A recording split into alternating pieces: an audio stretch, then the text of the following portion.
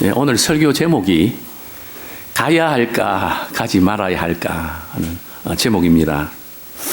오늘 아침에 자신을 찾아가는 삶의 3시간 표라고 하는 부제가 눈에 띄었습니다. 또 그 책 제목은 멈추어야 할 때, 나가야 할 때, 돌아봐야 할 때, 베스트 작가 수수가 지은 책입니다. 누구에게나 이제 멈춰야 할 때가 있습니다. 또 가야 할 때가 있고요. 그리고 돌아볼 때가 있습니다. 저는 늘 설교를 준비하면서 이런 생각하게 됩니다. 내가 미친 것 같다. 그냥 설교를 준비하면서 묵상하고 또 우리 주변을 바라보면서 그냥 미친 듯이 무언가를 찾는, 그래서 뭔가를 하나 이렇게 연기시키려고, 링크를 시키려고 하는, 그런데 참 관심을 갖게 되는 것을 보게 됩니다. 오늘 저는 본문을 중심으로 가야 할까, 가지 말아야 될까, 제가 이 제목을 가지고 준비하면서 저에게 이런 생각이 들더라고요. 그때 가지 말았어야 되는데, 괜히 가서 어떤 때는 코가 깨이기도 하고, 그때 가지 말았어야 되는데, 그런 생각들이 소록소록 나곤 합니다. 저 오늘 2가지로 우리 함께 도전받기를 원합니다. 하나는 가고 싶어도 가지 말아야 할 때가 있습니다. 가고 싶어도 가지 말아야 할 때가 있습니다. 다른 한 가지는 가다가 막힐 때, 그때 잘해야 됩니다. 가다가 막힐 때 어떻게 잘합니까?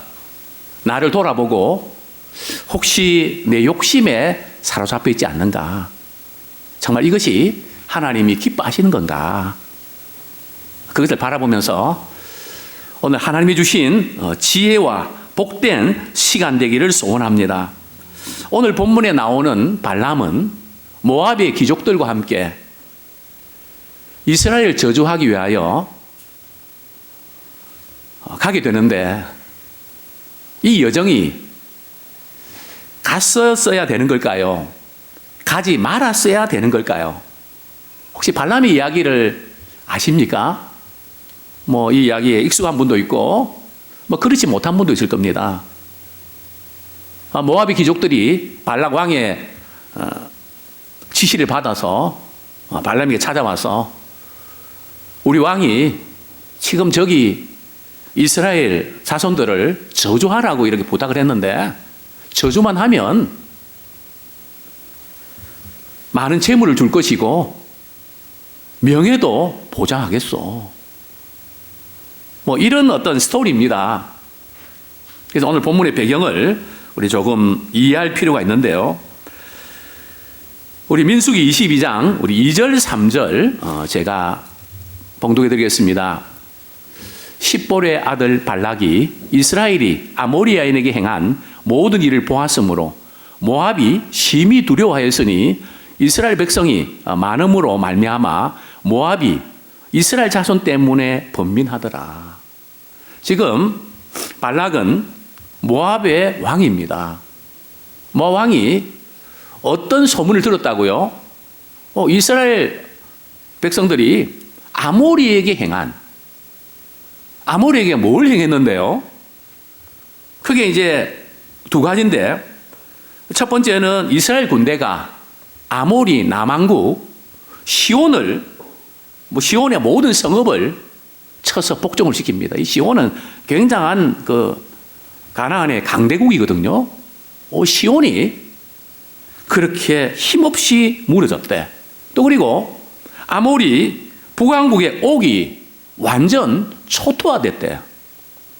그렇게 강한 성읍들이 무너졌다면 이 모압, 우리나라는 도저히 이스라엘과 전쟁에서 승산이 없는 거야. 이 위기를 어떻게 극복해야지? 발락 왕은 많은 고민을 했습니다. 그때 미디안 장로들이 왕이시여 제가 한 가지 제안을 해도 되겠습니까? 빨리 해보시라고. 그 제안의 내용이 뭘까요? 그게 바로 우리 4절 말씀, 우리 같이 한번 읽겠습니다. 4절. 예. 시작. 미디안 장로들에게 이르되 이제 이 무리가 소가 밭에 풀을 뜯어 먹은 같이 우리 사방에 있는 것을 다 뜯어 먹으리라 하니 그때의 십볼의 아들 발락이 모압 왕이었더라. 우리 5절. 그가 사신을 부올의 아들 발람의 고향인 강가 부돌에 보내어 발람을 부르게 하여 이르되 보라, 한 민족이 애굽에서 나왔는데 그들이 지면에 덮여서 우리 맞은편에 거주하겠고, 그래서 그들을 저주해달라, 이런 부탁을 하러 온 거죠. 근데 지금 이스라엘 자손들이 얼마나 많은지 소가 풀을 뜯는 것처럼 말이죠. 너무 인구도 많고 군대도 많은 겁니다. 인구가 몇 명입니까? 최소한도로 줄 잡아서 남자만 60만 명이니까 자녀들까지 합치고 부부까지 합치면 200만 명에서 300만 명. 근데 그 중에서 이스라엘의 군대는 3분의 1입니다. 몇만 명요? 60만 명입니다. 당시 60만 명은 대단한 거죠. 그리고 그 군대는 수도 많고 너무 막강합니다. 이 지금 가나안 땅에 제일 강대국이 무너졌다면 큰일 났습니다. 그래서 이제 미디안 장로들이 모압 왕에게 그 점을 잘 치고 잘 알아맞히는, 그 사람이 축복하면 축복받고 저주하면 저주받는 아주 용한 사람이 있는데 그 사람에 가서 한번 이스라엘을 바라보면서 저주하라고 부탁하십시오. 이 모압과 미디안의 이 관계, 미디안 장로들은 모압과 무역 거래도 많이 했을 거고요. 또 평소에 왕실에 들어가서 무진이 생기면 왕이시여 이번 일은 이렇게 됩니다 해서 점도 치고 아마 교제를 했던 것 같습니다. 그래서 이제 이런 제안을 하게 된 거죠. 자, 그런데 이 미디안은 어떤 사람일까요? 미디안의 아버지 누군지 아십니까? 미디안은 그 올라가면, 족보 올라가면 말이죠. 그 아버지가 누군가 하면 아브라함입니다. 아브라함의 후처가 있었죠. 이름이 누굽니까? 그두라. 좀 이름이 어렵습니다. 거두라가 아니고 그두라. 얘 넷째 아들입니다. 또 모압은 이스라엘과 어떤 관계죠? 모압의 그 조상은 누굽니까? 아브라함의 조카 누구죠? 롯입니다. 롯의 후손이 모압 암몬이거든. 그러니까 하나님께서는 사실은 모압과 이스라엘이 전쟁하고 좀 이렇기를 원치 않고 모압은 건드리지 말라 그랬는데 가장 가까운 관계에 있으면서 겁이 나서 싸우게 되는 거죠. 참 어떻게 보면 좀 가슴 아픈 그런 관계가 되고 말았는데요.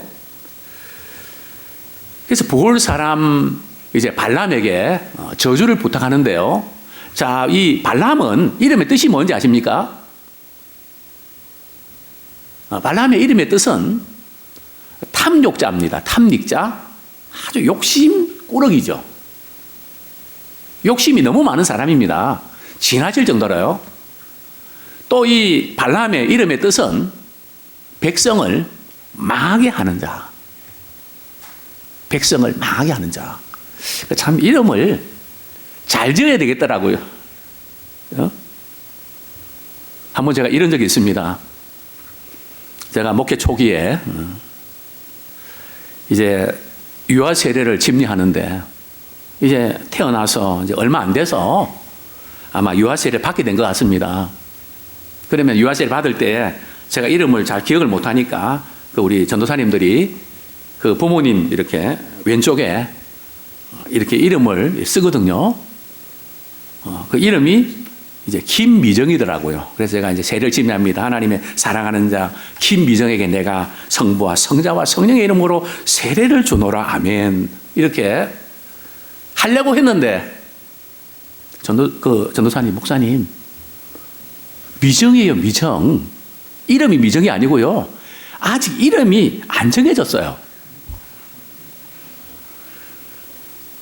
저는 그게 이름이 미정인 줄 알았죠. 그래, 결국 그 아이가 이름을 미정이로 지었답니다. 참, 이 이름 정하는 게 중요한 것 같습니다. 발람은 탐닉하는 자, 백성을 망하게 하는 자. 자, 이 발람이 이 부탁을 받고 가야 됐을까요? 가지 말아야 됐을까요? 자, 문제는 우리 22장 7절에 보면 발람이 혹했습니다. 꼭 가고 싶었습니다. 22장 7절, 모압 장로들과 미디안 장로들이 손에 복채를 가지고 떠나 발람에게 이르러 발락의 말을 그들에게 전하니라. 뭐를 이렇게 가지고 왔다고요? 복채. 잔뜩 복채를 많이 가져왔겠죠. 나라가 흥하냐 망하냐 그 갈림길에 있으니까 복채를 가지고 이제 부탁하러 온 거죠. 그 거리는 지금 모압에서 이 보올까지, 발람이 있는 데까지는 약 640km 떨어져 있는데요. 또 발람은 동네가 어느 동네입니까? 고향인 우리 5절에 보면 강가 부돌에 보내요.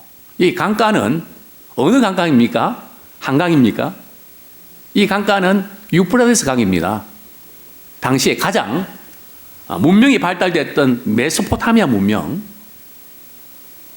아주 거기에 이렇게 이름난 사람 발람에게 찾아간 거죠.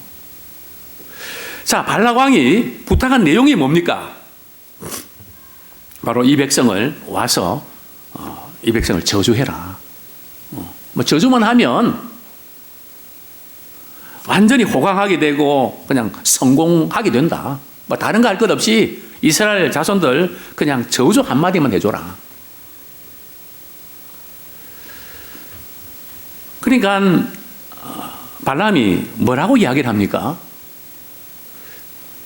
복채나 재물에 욕심이 생겨서 저주는 하고 싶고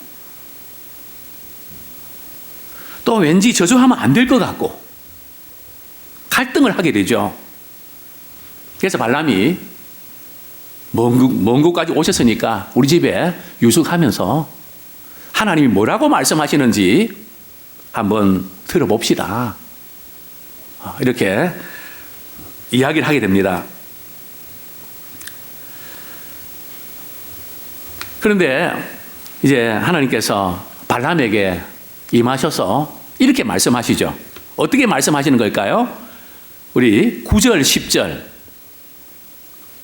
하나님이 발람에게 임하여 말씀하시되 너와 함께 있는 이 사람들이 누구냐? 이 지금 이 뉘앙스가 말이죠. 너 지금 누구랑 함께 있냐? 그 사람이 누군지 아냐? 굉장히 하나님께서 책망하시는 분위기입니다. 너 이 사람들이 누군지 알아? 지금 누구랑 지금 같이 있는 거야? 같이 있으면 어떤 영향을 받고 어떻게 되는지 아니? 막 그냥 이 사람들이 누구냐 이렇게 책망하시는 그 발람의 그 잘못된 태도를 꾸짖으시는 거죠. 그러니까 이 발람이 말이죠, 모압 왕이 보낸 사람들인데요, 하나님의 의도를 잘 간파를 못하고 사실대로만 이야기합니다. 모압 왕이 보낸 사람들인데요, 왜 보냈는가 하면 이스라엘을 저주하면 승산이 있다고, 그래서 나를 데려오라고 아마 보낸 사람들입니다. 그때 하나님께서 뭐라고 말씀하시죠? 가라고 하십니까? 가지 말라고 하십니까? 우리 12절 말씀 같이 한번 읽겠습니다. 시작. 하나님이 발람에게 이르시되 너는 그들과 함께 가지도 말고 그 백성을 저주하지도 말라. 그들은 복을 받은 자들이니라. 첫 번째 도전하고 싶은 부분들은 가고 싶더라도 가지 말아야 할 때가 있습니다. 거기 가고 싶은데 가지 말아야 될 때가 있다는 거죠. 자, 발락이 보낸 그 귀족들에게 뭐라고 이야기했을까요? 우리 13절 제가 읽어드립니다.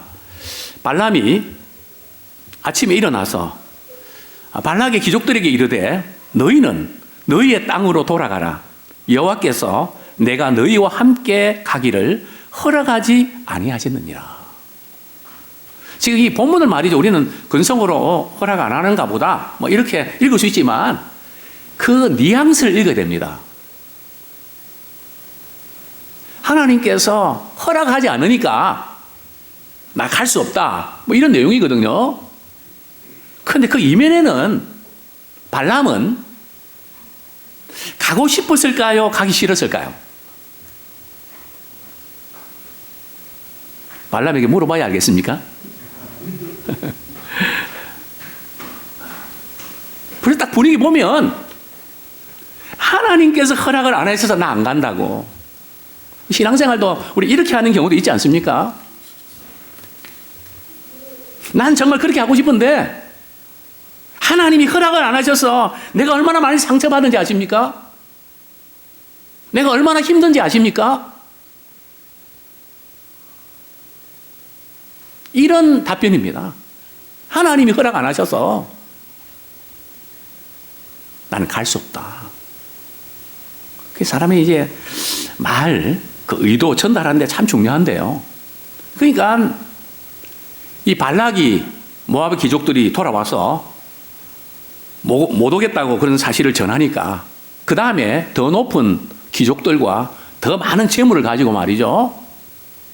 또 초청을 합니다. 자, 우리 14절 보면 이제 거절하고요. 15절에 보면 더 많은 높은 고관들을 이제 보냅니다. 물론 재물도 같이 보냈겠죠. 그러면서 이렇게 말합니다.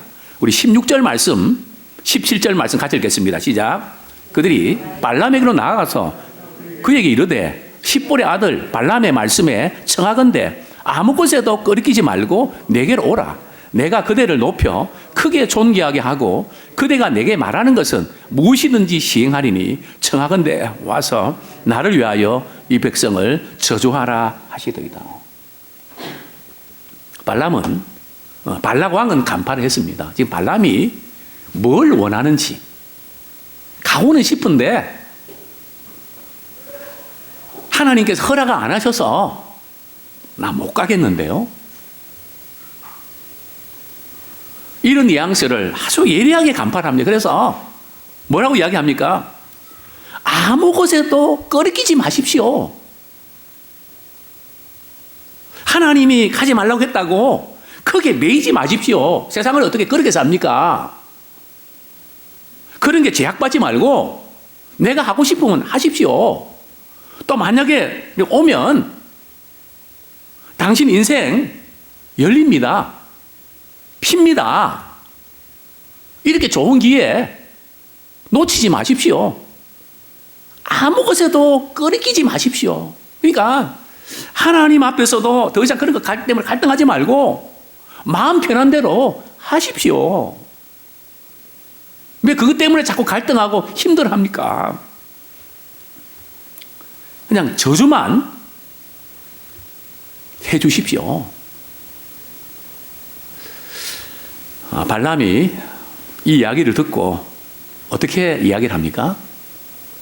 우리 18절 말씀, 19절 말씀 같이 한번 읽겠습니다. 시작. 발락이 신하들에게 대답하여 이르되 발락이 그 집에 가득한 은금을 내게 줄지라도 내가 능히 여호와 내 하나님의 말씀을 어겨 덜하거나 더하지 못하겠노라. 그런즉 이제 너희도 이 밤에 여기서 유숙하라. 여호와께서 내게 무슨 말씀을 더하실는지 알아보리라. 이제 발람이 어떻게 이야기를 합니까? 발락의 신하들에게 은금을 집에 가득 채워서 줄지라도 이 말, 지금 이 사람이 말을 이렇게 할 때에 거의 마음이 들어있거든요. 얼핏 이렇게 들으면 은금을 막 이렇게 집 가득 채워준다 하더라도 하나님 말씀하시면 덜하거나 더할 수 없습니다. 되게 믿음이 좋은 것처럼 보이죠. 그런데 벌써 이 지금 발람은 대화 속에서 하나님이 말씀을 이야기하지만 마음속에는 자기 욕심이 꿈틀거리고 있다는 거예요. 이글거린다 그럴까요? 포항 제철소에서 말이죠. 그 쇠가 들어가서 빨갛게 말이죠.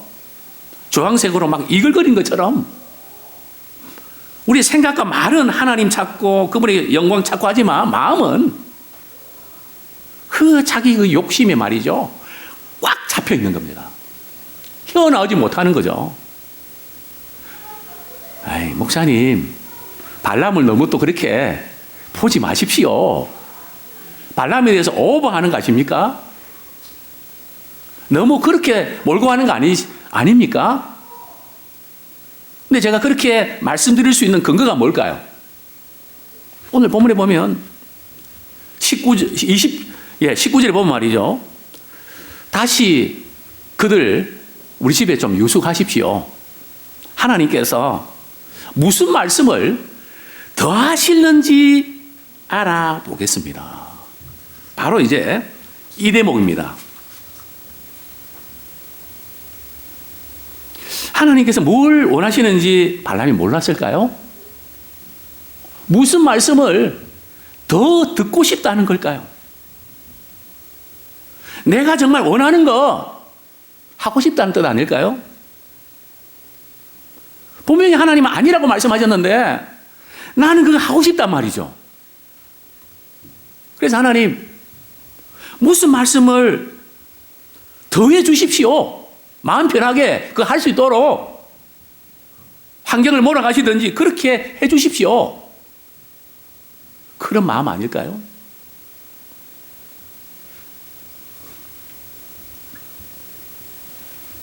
그런데 이런 기도 응답이 빨리 올까요? 늦게 올까요? 우리 성도님들 어떻습니까? 분명히 하나님께서 이거 원치 않으시는데 하나님 이건 꼭 해야 하고 싶은데 그렇게 할 수 있도록 하나님 무슨 말씀을 제게 주십시오. 그 말씀이 빨리 옵니까? 늦게 옵니까? 아니면 안 옵니까? 그런데 이런 기도는요 응답이 빠릅니다. 적방입니다. 그거 어떻게 알 수 있습니까? 20절에 보면 밤에 하나님이 발람에게 임하여 이르시되 그 사람들이 너를 부르러 왔거든 일어나 함께 가라. 그러나 내가 내게 이르는 말만 준행할지니라. 하나님께서 발람에게 이제는 가라고 말씀하십니다. 첫 번째 발락의 귀족들이 왔을 때는 가라 그랬습니까? 가지 말라 그랬습니까? 가지 말라 그랬잖아요. 그런데 지금은 같이 가라고 말씀하십니다. 그 이유가 뭘까요? 하나님께서 이랬다 저랬다 하시는 분일까요? 왜 가라고 하셨을까요? 절대 하나님은 이랬다 저랬다 하시는 분이 아니세요. 그 어떻게 합니까? 민수기 23장 19절.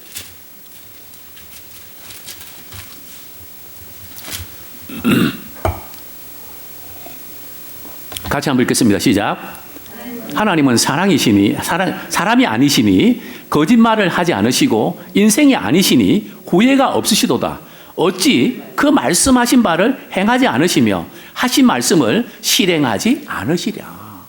우리 하나님은 이랬다 저랬다 하는 분이 아니시라는 거죠. 그런데 지금 실상은 보면 하나님께서 처음에는 가지 말라 그랬다가 지금은 가도 된다 이렇게 말씀하니 볼 때 헷갈리잖아요. 우리가 신앙생활하면서 언제 헷갈린지 아십니까? 말씀은 아는데 내가 원하는 것을 꼭 이루고 싶은 겁니다. 이런 거죠. 무슨 이야기를 하다가 결정을 내릴 때에 이렇게 하면 이렇게 해야 되겠다 하는 것이 분명한데 그거 하고 싶지 않을 때 우리 기독교인들이 많이 쓰는 용어가 있죠. 알긴 알겠는데요. 제가 한번 기도해 볼게요. 근데 제 목회 경험상 기도해 볼게요 말할 때는 100% 아닙니다. 아니라는 말을 기도해 볼게요. 그렇게 미안해서 피해가는 거죠.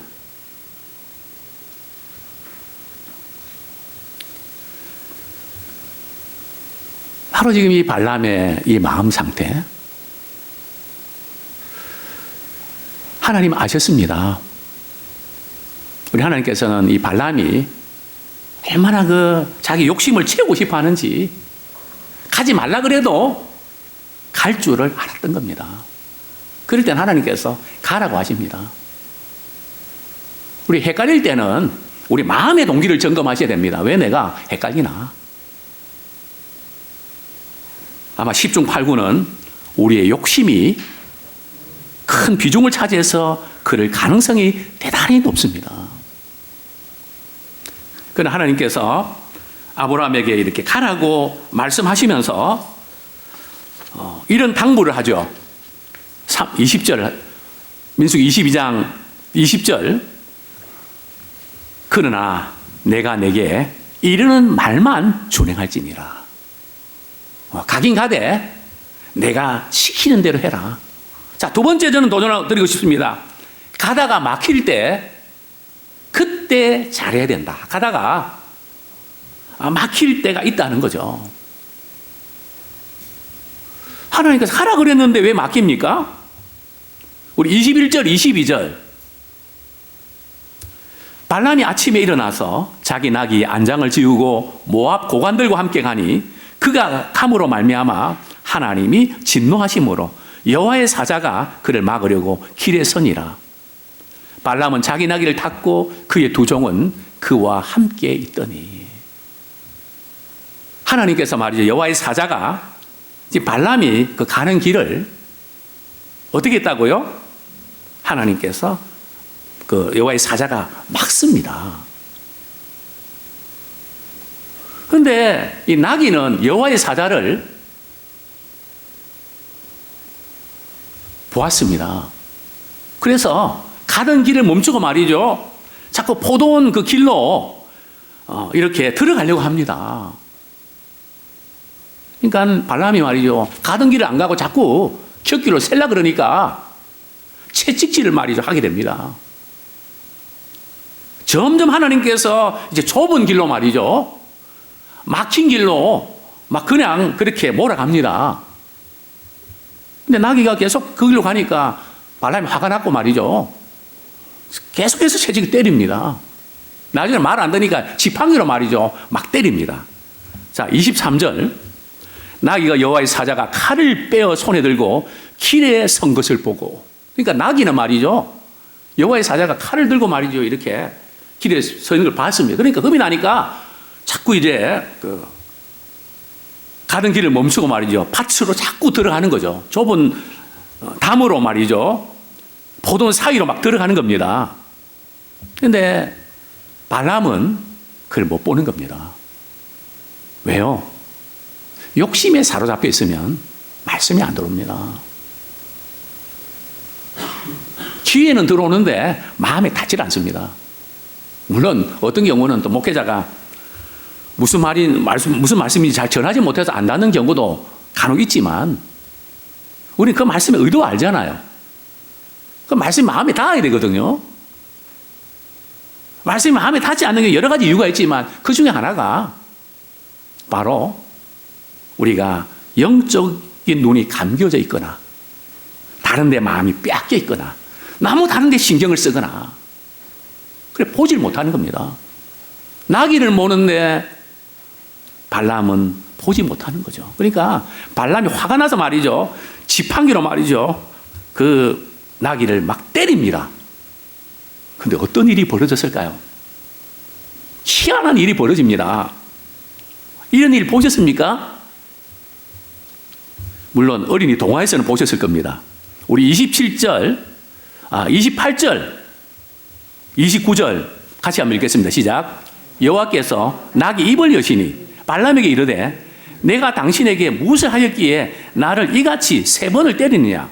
발람이 나귀에게 말하되 내가 나를 거역하기 때문이니 내 손에 칼이 있었다면 곧 너를 죽였으리라. 지금 누가 말하는 겁니까? 나귀가 말을 하는 겁니다. 하도 못 알아들으니까, 너무 못 보니까 하나님께서 초연적으로 말이죠. 나귀가 말을 하게 만드는 거죠.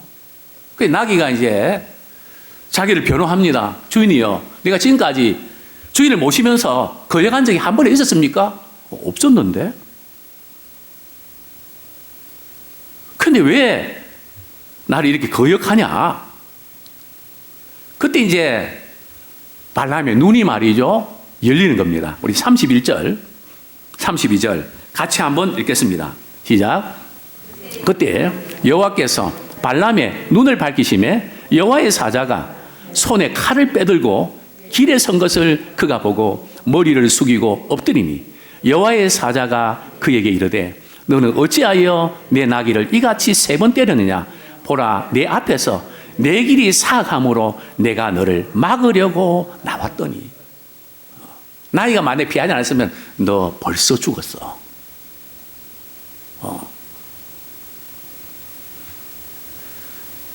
하나님께서 진노하시고 지금 너가 가는 그 길이 너무 사악한 길이야. 가서는 안 되는 길이야. 그러나 너가 돈에 대한 욕심 때문에, 명예에 대한 욕심 때문에 너는 그 길을 가기 때문에 내가 막은 거야. 자, 이 정도 됐으면 우리 같으면 어떻게 했을까요? 갔을까요? 돌아갔을까요? 그래도 가는 분이 있겠죠. 이분들은 띠가 발람띠입니다.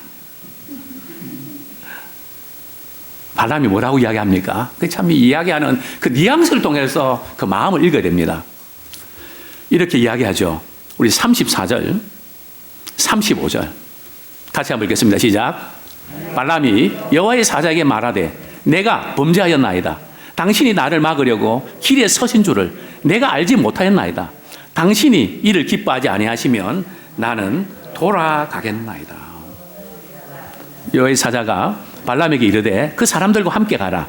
내가 내게 이르는 말만 말할지니라. 발람이 발락의 고관들과 함께 가니라. 참 죽을 뻔한 위기를 이렇게 모면하면서 발람은 뭐라고 이야기합니까? 또 당신이 이를 기뻐하지 아니하시면 나는 돌아가겠나이다. 하나님이 기뻐하지 아니하시면 나는 돌아는 가는데 정말 가기 싫습니다. 그래도 가고 싶습니다. 이 지금 발람의 마음 상태를 읽어야 됩니다. 지금 하나님께서 가라 그러고 놓고 막으신 이유는 다른 게 아니고요. 가는 그 자체도 문제가 있지만 발람은 어디 사로잡혔다고요? 욕심에 꽉 사로잡혀갖고 말이죠. 그 자신의 성공을 이루기 위하여 말이죠. 거기에 질주하는, 거기를 향하여 질주하고 있는 겁니다. 역주행했다고 할까요? 정말 인생의 역주행, 하나님을 향하여 가야 되는데 하나님을 등지어가는 그런 인생의 코스. 그래서 하나님께서 그래 가라. 벌써 하나님 그거 아신다고요. 하나님이 그렇게 딱 세팅해 놓으신 게 아니고요. 그렇게 몰아붙이는 분이 아니시고요. 그냥 그 안 돼 해도 계속 고집하면 그래 한번 해봐. 본인이 느끼지 않으면 모르니까. 우리 뭐 직장생활도 그런 거 아닙니까? 계속 좀 그래 한번 이거는 겪어봐야 알지. 느껴봐야 알지. 말로 될 일이 아니고 한번 당해봐야 안다. 그래서 당하고 나서 깨닫고 그게 빠를 경우 있지 않습니까? 그래서 하나님께서 발람에게 그래 가라. 가지만 어떻게 하라고요? 내가 시키는 말만 해라. 네 욕심 채우지 말고 시키는 말만 해라.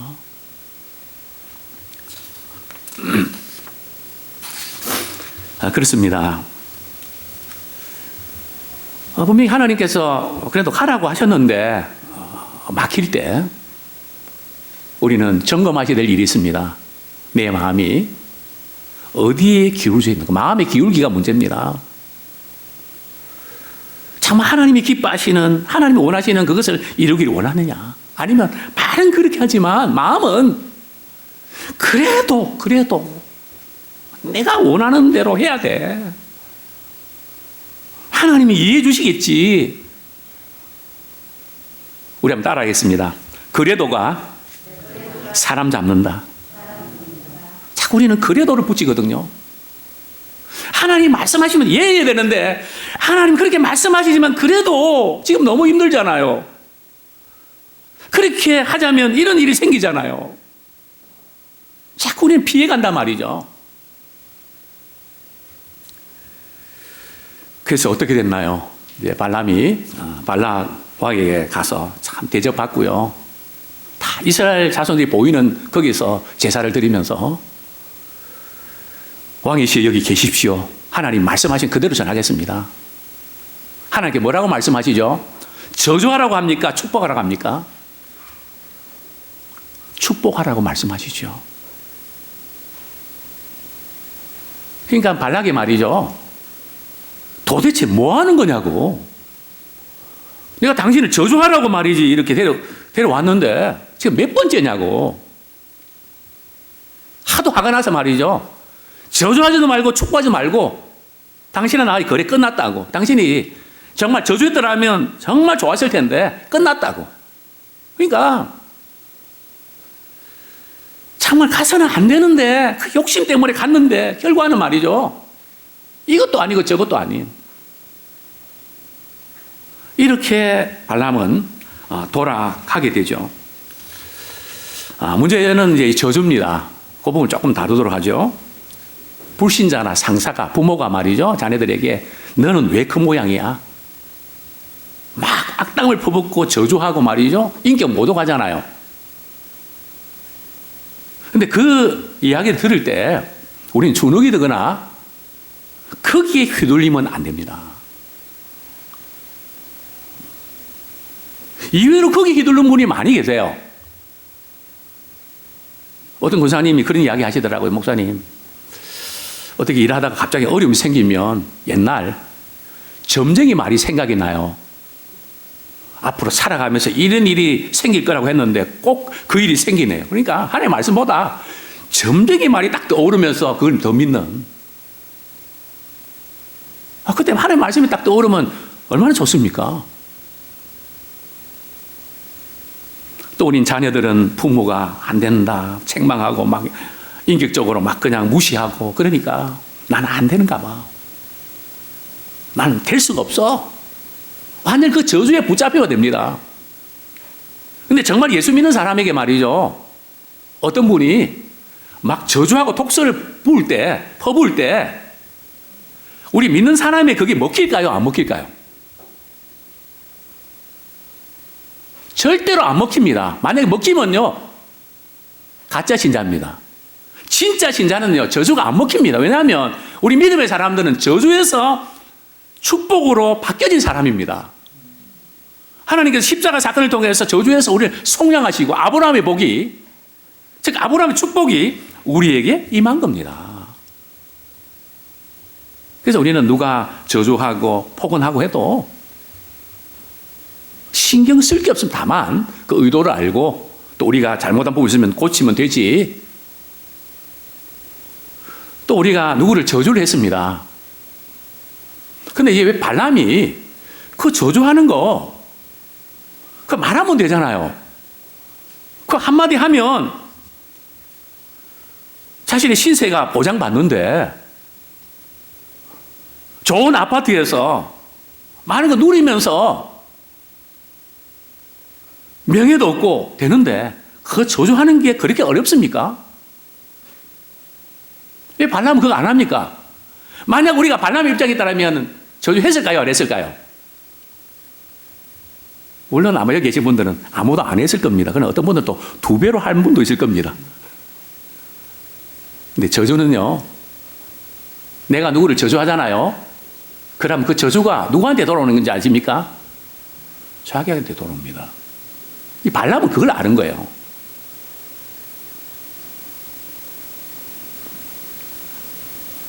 또 하나님께서는 참 믿음의 사람들이 정말 잘못된 방법으로 저주 당하고 포혼 이렇게 당할 때 하나님께서 그것을 반드시 복으로 바꿔주세요. 그래서 우리는 뭐 그런 분들 마음 상하고 이럴 때 있잖아요. 그 때문에 막 그냥 자책까지 빠질 필요 없습니다. 의도만 알고 내가 고칠 건 고치되 하나님 이런 상황 아시죠? 제가 주님 바람을 참고 인내합니다. 십자가 바람을 인내합니다. 그때 하나님께서 모든 것들을 복으로 바꿔줄 줄 믿습니다. 참 우리 믿음의 사람들은 대단한 그런 사람들입니다. 이제 말씀을 정리하겠습니다. 우리 요한계시록 2장 14절에 보면 버가모 교회 사자에게 이렇게 책망하시면서 이제 발람의 교훈을 너희들 가운데 지키는 자가 있도다. 발람이 발락을 가르쳐 이스라엘 자손 앞에 걸림돌로와 우상의 제물을 먹게 하였고 또 행음하게 하였느니라. 발람이 이제 저주 못하고 돌아와서 말이죠. 그래서 끝난 게 아니에요. 발람은 또 2탄을 벌입니다. 그러니까 이 욕심, 근본적으로 말이죠. 환경이 바뀌었다고 되는 게 아니라 그 마음 중심의 그 자기 중심적인 그 욕심, 이것을 정리 안 하면 환경만 주어지면 또 그것이 발동을 하는 겁니다. 이게 바로 발람의 교훈입니다. 이스라엘 남자들 말이죠. 이제 모압 사람들이 제사 드리는 그 의식에 초대해놓고 말이죠. 우상의 제물도 먹고 그리고 그들이 제사 드리는 의식 가운데 남녀가 음행을 합니다. 그래서 이 일 때문에 이스라엘 백성들이 24,000명이 전염병이 돌아서 죽게 되죠. 바로 그 말씀을 언급하고 있는 것입니다. 또 베드로후서 2장 15절 16절에 보면 그들이 바른 길을 가다 떠나 미혹되어 보올의 아들 발람의 길을 따른도다. 그는 불의의 싹을 사랑하다가 자기의 불법으로 말미암아 책망을 받되 말하지 못하는 나귀가 사람의 소리로 인하여 말하여 이 선지자의 미친 행동을 저지하였느니라. 이 나귀가 말이죠. 이 지금 발람의 말이죠. 막 욕심드는 미친 행동을 막는 이런 불의의 싹 때문에. 또 유다서 1장 11절에 보면 싹을 위하여 발람의 어그른 길로 몰려갔으며, 그러니까 잘못된 방법으로 욕심을 내어서 그것을 얻고 싶은 그 갈망 때문에 바로 발람은 이 초청에 응해야 됐고 가야 됐던 거죠. 사랑하는 성도님들이요, 우리는 매 순간 가야 할 때와 가지 말아야 될 때 고민할 때가 있습니다. 우리는 그 문제를 가지고 우리 하나님 앞에 나아가 어떻게 될지 기도해야 됩니다. 또한 우리는 그 말씀을 통해서 하나님 기뻐하신 것이 무엇인지 발견해야 됩니다. 근데 하나님께서 그건 원치 않으신다면 그거 가지고 계속 기도하지는 마십시오. 어떤 분은 작정 기도하고 금식 기도하는데 결론은 내가 원하는 대로 합니다. 그러면서 저 기도했거든요. 작정 기도했거든요. 그때 하나님 뭐라고 말씀하셨는데요? 그리고 어떻게 말씀하셨는데 물어보면 그 중간이 삭제가 되었습니다. 내가 원하는 대로 해버리는 겁니다. 우리는 기도하는 거 중요하지만 하나님의 말씀이 분명하면 하나님이 더 말씀하실지 기도하고 그러지 마시고 그냥 그 말씀대로 실행하는 우리가 되길 원합니다. 더구나 우리가 물질의 욕심에 사로잡혀 있으면 하나님은 처음에는 안 된다 그랬는데 어떤 때는 그렇게 하라. 또 환경도 열릴 때가 있습니다. 그럴 때 때로는 하나님 길을 막으시고 그래 너희 가긴 가되 네 욕심대로 하지 말고 내가 원하는 대로 내가 시키는 대로만 해라. 그렇게 반응하는 우리가 되길 원합니다. 정말 우리의 마음이 기울기가 어떻게 되어 있는지 늘 우리가 점검하면서 우리 하나님의 인도하심에 민감한 우리 모두가 되기를 축원합니다. 이 시간 우리 말씀 붙잡고 참 우리는 많은 결정을 내립니다. 자녀 키우는 것, 직장, 배우자 문제, 또 여러 가지 선택을 많이 해야 되는데 하나님 참 어떻게 해야 될지, 또 우리가 어떤 마음으로 또 그렇게 움직이고 있는지 하나님 지혜 주셔서 정말 주님 우리에게 원하실 때 멈추라고 하면 멈추고 가라고 하면 하고 자기를 돌아보라고 하면 돌아보는 그런 지혜를 우리에게 주십시오. 같이 한번 통성으로 기도하겠습니다. 하나님 감사합니다. 부족하고 연약한 저희들을 모시간데 이처럼 사랑해 주셔서 오늘도 은혜의 보좌 앞에 나와 발람의 교훈을 통하여 우리에게 말씀하여 주심을 인하여 감사합니다. 정말 우리의 말과 우리 마음의 상태까지 불꽃 같은 눈으로 바라보시는 우리 주님, 우리가 주님 사랑한다고 하지만 주님이 기뻐하지 아니하시면 나를 안 하겠다고 하지만 마음 한구석에는 그래도 내가 원하는 것을 해야 돼 하는, 그렇게 되면 이렇게 보장받는데 참 보장성에 우리가 눈이 멀어서 우리가 이렇게 흔들릴 때가 많은 연약한 저희들, 또 하나님께서 때로는 허락하시는 것 같은데 막으실 때가 있습니다.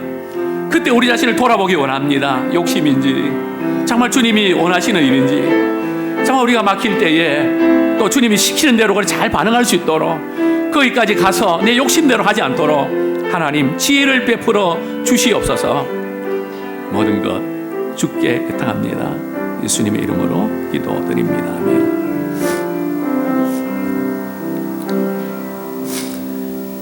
우리 주님 말씀하시면 우리 찬양 드리겠습니다.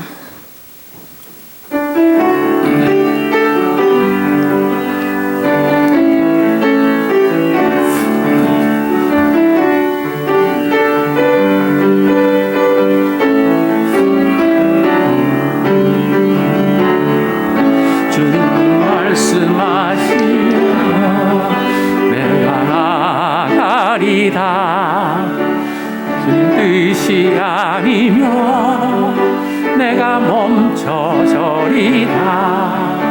나의 가고 서는 것 주님 뜻에 있으니 오 주님 날 그도서. 주님 말씀하시면 내가 나가리라. 주님 뜻이 아니면 내가 멈춰서리라. 나의 가고 서는 것 주님 뜻에 있으니 오 주님 나를 이끄소서.